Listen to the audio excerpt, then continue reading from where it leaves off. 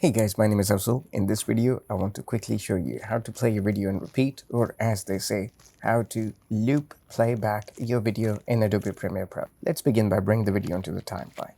It's a very short video, very beneficial. So once you import the video onto your timeline, go to the program monitor. You see this small plus icon. Click on it and you'll come across a couple of icons over here. Click on the one that says loop playback. Drag it and drop it onto the icon tray over here. Press OK. Now you just click the loop playback button. Once it turns blue, let's play the video. It should play the video again once it ends. Let's play the video together.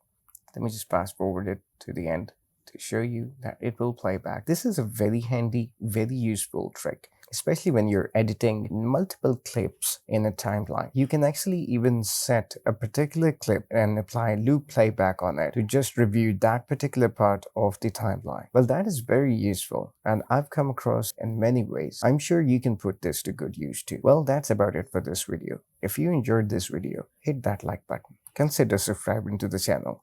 And as always, thank you for watching and have a good one. Take care. Bye-bye.